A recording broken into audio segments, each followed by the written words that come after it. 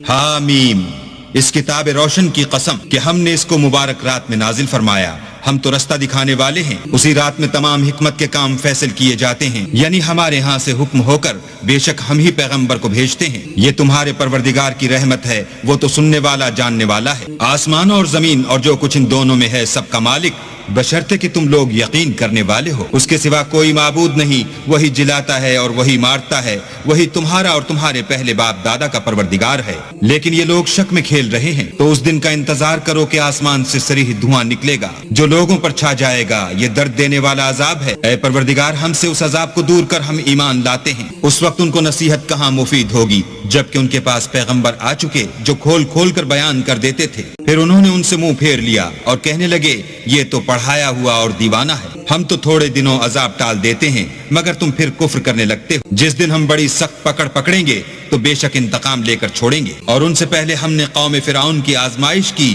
اور ان کے پاس ایک عالی قدر پیغمبر آئے جنہوں نے یہ کہا کہ اللہ کے بندوں یعنی بنی اسرائیل کو میرے حوالے کر دو، میں تمہارا امانت دار پیغمبر ہوں، اور اللہ کے سامنے سرکشی نہ کرو، میں تمہارے پاس کھلی دلیل لے کر آیا ہوں، اور اس بات سے کہ تم مجھے سنگسار کرو اپنے اور تمہارے پروردگار کی پناہ مانگتا ہوں۔ تب موسیٰ نے اپنے پروردگار سے دعا کی کہ یہ نافرمان لوگ ہیں۔ اللہ نے فرمایا کہ میرے بندوں کو راتوں رات لے کر چلے جاؤ، اور فرعونی ضرور تمہارا تعاقب کریں گے، اور دریا سے کہ خشک ہو رہا ہوگا پار ہو جاؤ، تمہارے بعد ان کا تمام لشکر ڈبو دیا جائے گا۔ وہ لوگ بہت سے باغ اور چشمے چھوڑ گئے اور کھیتیاں اور نفیس مکان اور آرام کی چیزیں جن میں عیش کیا کرتے تھے۔ اسی طرح ہوا اور ہم نے دوسرے لوگوں کو ان کا مالک بنا دیا، پھر ان پر نہ تو آسمان اور زمین کو رونا آیا اور نہ ان کو مہلت ہی دی گئی۔ اور ہم نے بنی اسرائیل کو ذلت کے عذاب سے نجات دی، یعنی فرعون سے، بے شک وہ سرکش اور حد سے نکلا ہوا تھا۔